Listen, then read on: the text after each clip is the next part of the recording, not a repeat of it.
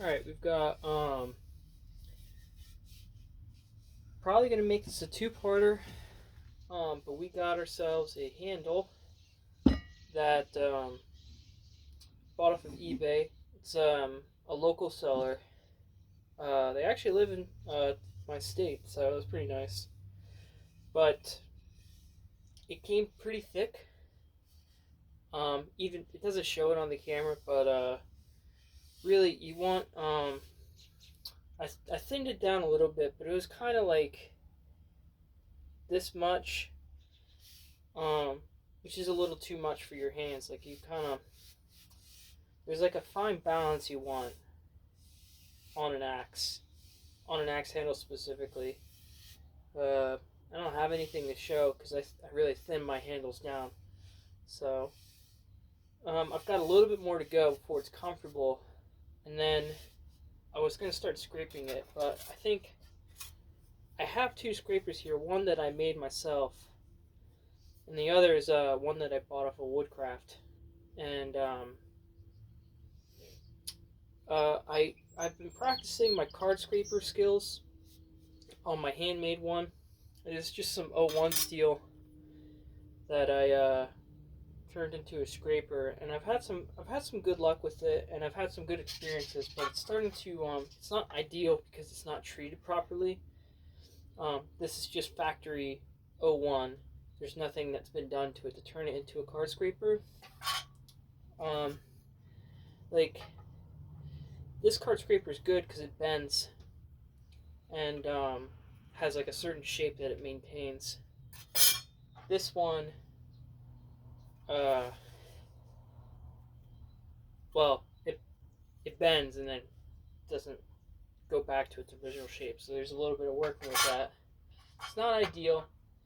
So I started reusing this one, and I think next time I sharpen this, I'm gonna just put.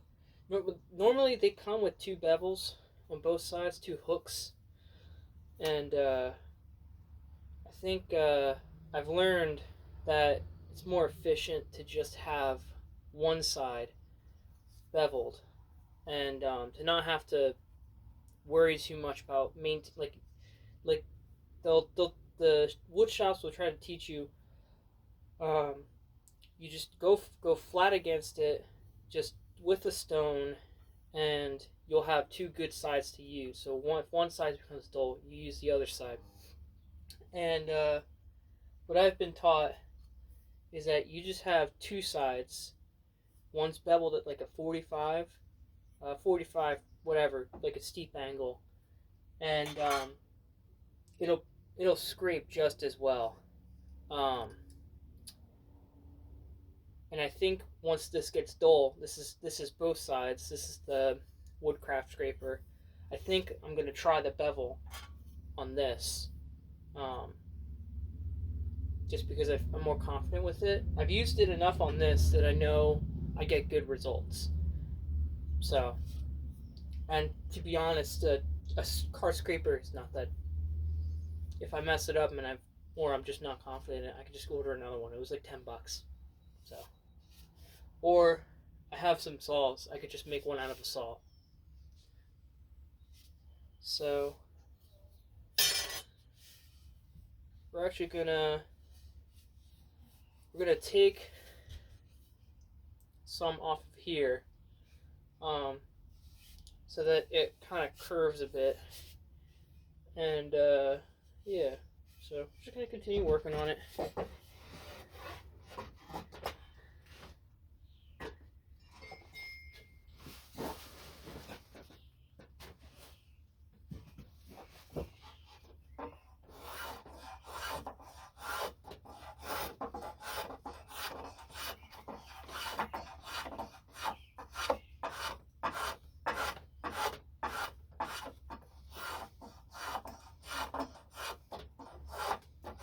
Now I don't have any qualms against the people who made this. Actually, they've sold me some great handles. Bought plenty from them. It's just that I think I didn't quite I didn't go for the same order I usually went. I went with something a little different. So I think because of that, they didn't thin it down like they did. Like I have a Warpmaster that's my main splitting axe, and that's over there. It's leaning up, and they thin that down pretty good. So it's a good thing to have that as a reference. Like you can thin your handles down pretty far, and still get good results. So hickory's just resilient for that sort of stuff.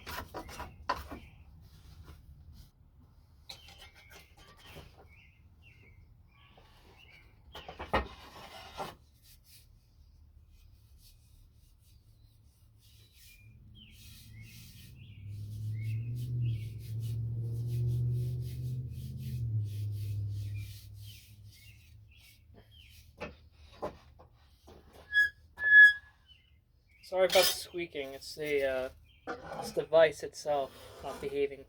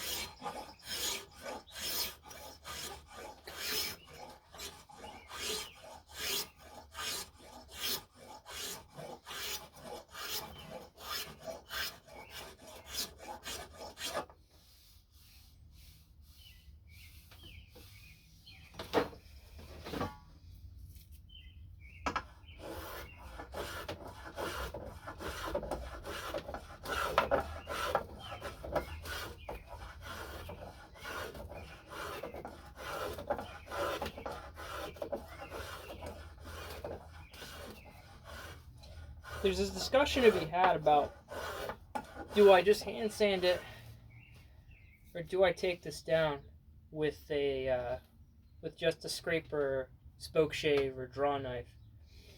Draw knives have more control. Spoke shave takes a little bit less off than a draw knife. And a sander would do it fast and do it the way you would want it. You'd have more control with it. I like the hand tools just because they're more fun. Palm sander is going to do its job right, but it's just I don't know. You kind of see what you're doing. Like with the palm sander, you're really just going over it and be like, whoa, okay. Oh yeah, I have what I want. Like a spoke shave is just like old tools are just fun. Like there's more satisfaction to having better control of your work and being able to efficiently and skillfully take it down. You know? I have no qualms against power tools. It's part of my job that I use them. In fact, I was actually considering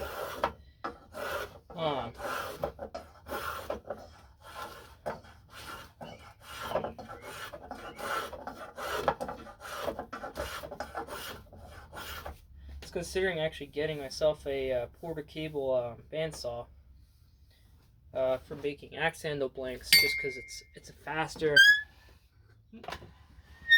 method. But that's a story for another time. I don't really know if I'd have room for it. It would be fun. Alright. So this is kind of good. A little bit more right here.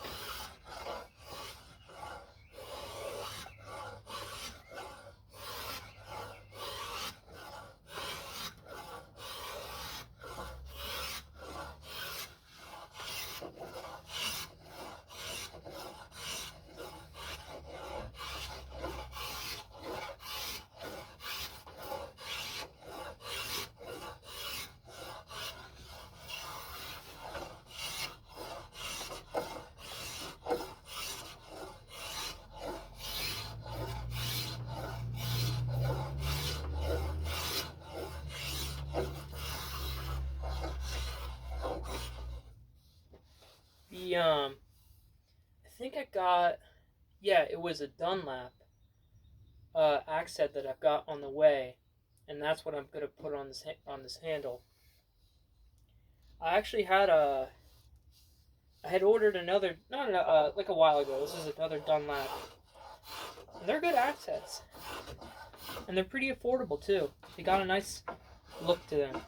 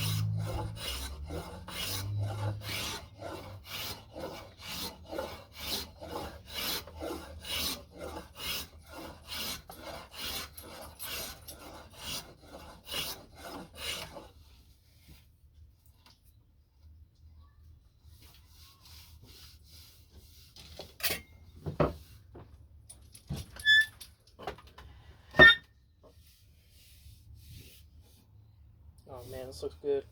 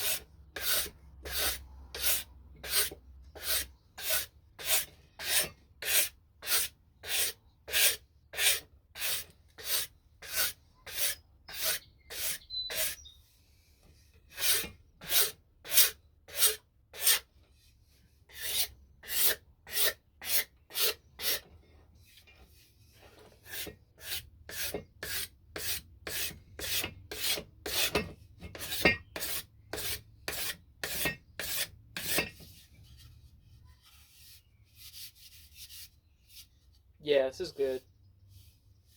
Just skinny. It's the way I like it. Here we are.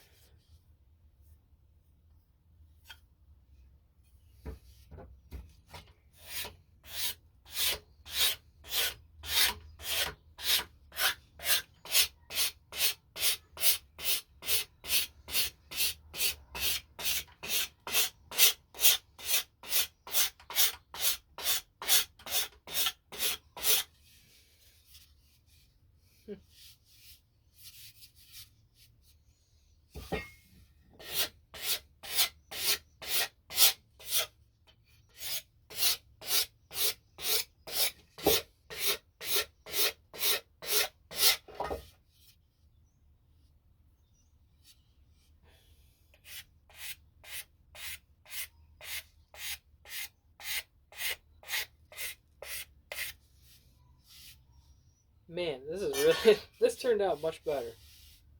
It was pretty thick. Now we've gone down probably 1/4 of an inch. It's a little thick on the bottom, but really what matters is holding it right here, because it's going to swell as you get down to here. And my problem was that it was pretty thick right here, so when you'd go to do your full swing, you'd just be like, and then you'd get to here, it would swell up. That doesn't feel good in the hands. So yeah, I was telling a story about the Dunlop, and same handle maker. It was a thin down handle, so it was like a little bit nicer to work with, and yeah, it was like the first one I ever sold. It's kind of nice. So to do, just so it feels good in the hands, I am gonna knock down. There's some roughness on here, and I don't know if I want to. Debating it. Like, roughness does feel kind of like feels good in the hands. I might just burnish it. See how that goes.